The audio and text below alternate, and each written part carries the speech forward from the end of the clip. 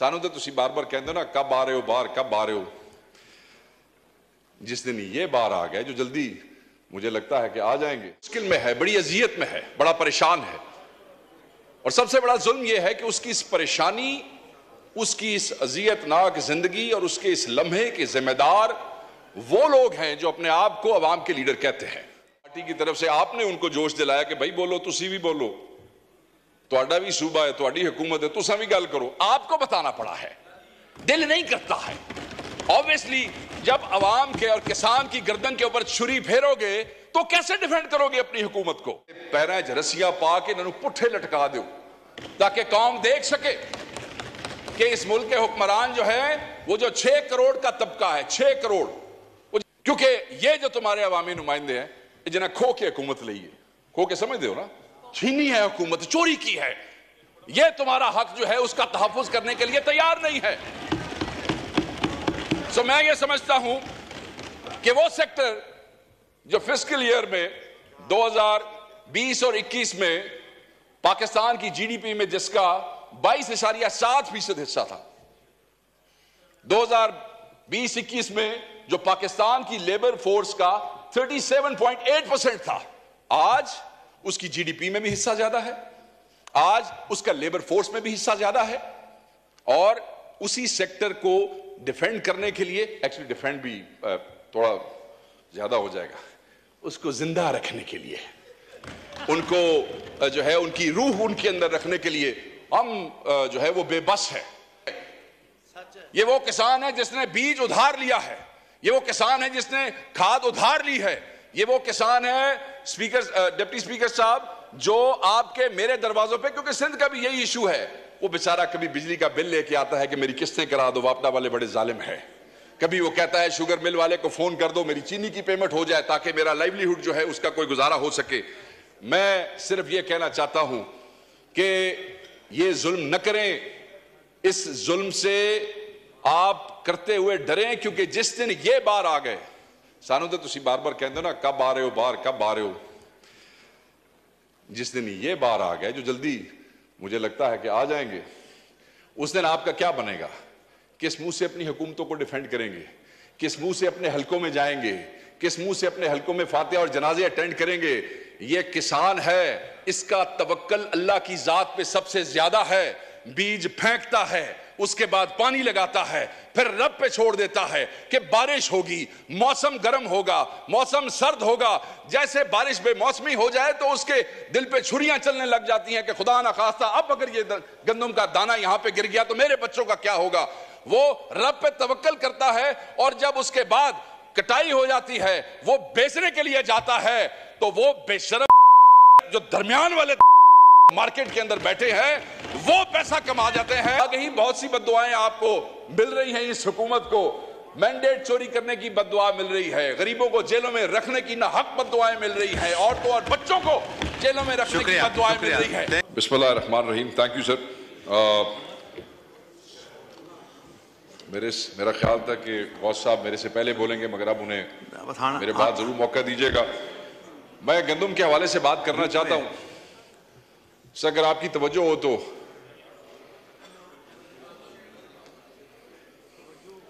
तुहाडे हाल वेख के तो गल कोई नहीं करनी, तो वेख के करनी। सर जी जी तवज्जो sir. Thank you very much sir. मेरे ख्याल में जब से हलफ हुआ है, आज मैं पहली दफा आपने मौका दिया, आपकी बड़ी मेहरबानी। और इस इशू पे जो मेरे मुल्क के किसानों के दिल के करीब है, और आज हमारा पंजाब का किसान, सिंध का किसान मुश्किल में है, बड़ी अजियत में है, बड़ा परेशान है। और सबसे बड़ा जुल्म यह है कि उसकी इस परेशानी, उसकी इस अजियतनाक जिंदगी और उसके इस लम्हे के जिम्मेदार वो लोग हैं जो अपने आप को अवाम के लीडर कहते हैं। उनके फैसलों की वजह से आज किसान इस अजियत का शिकार है, उनकी नालायकी की वजह से आज किसान इस अजियत का शिकार है। इससे बड़ी नालायकी क्या है कि पंजाब हुकूमत जो है वो 3200 रुपए पे इंपोर्ट हुई गंदम जो है वो 4700 रुपए में खरीदती है। उसके बाद हुकूमतें जो है वो 3900 रुपए की सपोर्टिंग प्राइस जो है वो फिक्स करती है, और फिर इस काबिल भी नहीं है کہ اس کو انشور کر سکے, کیونکہ اوپن مارکیٹ میں اس کو پھر 2800 سے لے کے 3000 روپے تک کی قیمت دی جاتی ہے. آپ مجھے صرف یہ بتائیں کہ وہ کسان جس کو پانی مہنگا مل رہا ہے کیونکہ اس کے ٹیوب ویل کے اوپر جو بجلی کا بل ہے وہ بڑھتا جا رہا ہے, بجلی کا بل بڑھتا جا رہا ہے, وہ افورڈ نہیں کر سکتا ہے, اسے بیج جو ہے وہ ادھار اٹھانا پڑتا ہے, اس کے پاس پیسے نہیں ہے, اس کے پاس ڈی اے پی خریدنے کے پیسے نہیں ہے, 14,500 سے 15,000 روپے تک وہ بھی بلیک میں لینی پڑتی ہے, اس کے پاس یوریا کے پیسے نہیں ہے, یوریا بھی 10,000 روپے میں مل رہا ہے, بجلی مہنگی, فیول مہنگا, یوریا مہنگا, ڈی اے پی مہنگا, اور اس کے بعد ہم یہ سمجھتے ہیں کہ کیونکہ ہم سپورٹنگ پرائس 3900 روپے رکھ دیں گے اور کسان جو ہے وہ خوشحال ہو جائے گا اور پیسے کمائے گا. جو اس کی لاگت ہے کسان کی اس گندم کے اوپر, وہ اس لاگت سے بھی 47% کم کی آپ نے سپورٹنگ پرائس بھی رکھی, آپ یہ دیکھ لیں یہاں پہ. اور جو آگے تقسیم پنجاب کے اندر ہو رہی ہے وہ ایکڑ پہ 6 بوریاں ہیں اور 6 ایکڑ سے اوپر کی اجازت نہیں ہے, 36 بوریاں, یعنی کہ 6 ایکڑ سے آگے 36 بوریوں سے آگے حساب کتاب نہیں ہے, اور اس کا بھی کوئی کھاتا کوئی نہیں چل رہا ہے. مجھے تکلیف اس بات کی ہے کہ اس ایوان میں بیٹھے ہوئے زیادہ تر لوگ ذمہ دار ہیں, زیادہ تر لوگ کاشتکار ہیں, کوئی چھوٹا ہے, کوئی بڑا ذمہ دار ہے, اور اگر خود ذمہ دار نہیں ہیں تو ذمہ داروں کے ووٹوں سے الیکٹ ہو کے یہاں پہ آئے بیٹھے ہیں. مگر آپ نے جیسے پارٹی کی طرف سے آپ نے ان کو جوش دلایا کہ بھائی بولو, تسی بھی بولو, تہاڈا بھی صوبہ ہے, تہاڈی حکومت ہے, تساں بھی گل کرو, آپ کو بتانا پڑا ہے, دل نہیں کرتا ہے. obviously جب عوام کے اور کسان کی گردن کے اوپر چھری پھیرو گے تو کیسے ڈیفینڈ کرو گے اپنی حکومت کو؟ کسان کو حلال کرو گے تو کس منہ سے ڈیفینڈ کرو گے اپنی حکومت کو؟ اس لیے تکلیف ہوتی ہے. اور 70 لاکھ ٹن سیلیبل گندم پڑی ہے پنجاب میں, ابھی میاں صاحب نے کنفرم کیا, اور اس میں سے کہتے ہیں کہ پاسکو اور جو صوبائی حکومت ہے وہ کہتی ہے جی صرف 20 لاکھ خریدنی ہے. میں نے یہ دسو سر, تے باقی 50 لاکھ نو آگ لا چھڑیے, باقی 50 کو کیا کرے؟ آگ لگا دیں یا چوہوں کو کھلا دیں یا پھر وہ فیڈ والوں کو بیچ دیں. سنا ہے وہ بھی گندم شندم لیتے ہیں آگے مرغیوں کی دوائیاں بنانے کے لیے, ان کو بیچ دیتے ہیں, یا پھر کسانوں کو کہتے ہیں کہ تسی اپنے آپ نو آگ لا لو, کیونکہ یہ جو تمہارے عوامی نمائندے ہیں جنہیں کھو کے حکومت لئیے, کھو کے سمجھتے ہو نا, چھینی ہے حکومت, چوری کی ہے, یہ تمہارا حق جو ہے اس کا تحفظ کرنے کے لیے تیار نہیں ہے. سو میں یہ سمجھتا ہوں کہ وہ سیکٹر جو فسکل ایئر میں 2020 اور 21 میں پاکستان کی جی ڈی پی میں جس کا 22.7% حصہ تھا, 2020-21 میں جو پاکستان کی لیبر فورس کا 37.8% تھا, آج اس کی جی ڈی پی میں بھی حصہ زیادہ ہے, آج اس کا لیبر فورس میں بھی حصہ زیادہ ہے.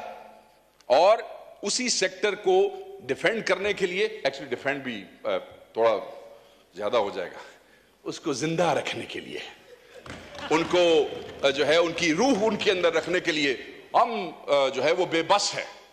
obviously ہمارے بھائی وہاں سے کوئی جواب بھی دیں گے, سرکاری جواب آئے گا, ایسے ہوا ویسے ہوا, ہمارے پہ بھی کوئی گلفشانی کریں گے, ٹھیک ہے, مگر اس سے کیا کسان کی زندگی جو ہے وہ آسان ہو جائے گی؟ نہیں, آسان نہیں ہوگی. پھر ظلم آپ دیکھیں سر, بھائی بمپر کراپ ہے, آلریڈی آپ کے کافرز جو ہیں وہ بھرے پڑے ہیں گندم سے, ٹھیک ہے جی, اور آپ امپورٹ کر رہے ہیں. ہم تو صرف اپنے بھائیوں سے یہ پوچھنا چاہیں گے کہ اس حکیم لقمان کا نام بتا دیجئے یا اس آئنسٹائن کا نام بتا دیئے جس نے کہا کہ بمپر کراپ بھی پئی جے بٹ کوئی اپنا بھی سوچ لئیے, کچھ منگوا لیں وہاں سے. اور وہ منگوا لیا, منگوانے کے بعد وہی میں نے بات کی کہ 3200 اور پھر حکومت نے وہی 3200, اب جب پتہ لگے گا نا 3200 پہ امپورٹ کس نے کی ہے, یہ بھی ایک نئی کہانی ہوگی, کیونکہ اس 3200 والے سے پھر 4700 پہ آپ نے خریدی کیوں. سو میں یہ بار بار نکتہ اس لیے کہہ رہا ہوں کہ جناب یہ عوام کو, کسان کو, یہ وہ کسان ہے جس کو پنجاب کی کئی شوگر ملوں نے ابھی پچھلے سال کی گنے کی پیمنٹ نہیں کی ہے, یہ وہ کسان ہے جس نے بیج ادھار لیا ہے, یہ وہ کسان ہے جس نے کھاد ادھار لی ہے, یہ وہ کسان ہے ڈپٹی سپیکر صاحب جو آپ کے میرے دروازوں پہ, کیونکہ سندھ کا بھی یہی ایشو ہے, وہ بیچارہ کبھی بجلی کا بل لے کے آتا ہے کہ میری قسطیں کرا دو, واپڈا والے بڑے ظالم ہیں, کبھی وہ کہتا ہے شوگر مل والے کو فون کر دو میری چینی کی پیمنٹ ہو جائے تاکہ میرا لائیولی ہوڈ جو ہے اس کا کوئی گزارا ہو سکے.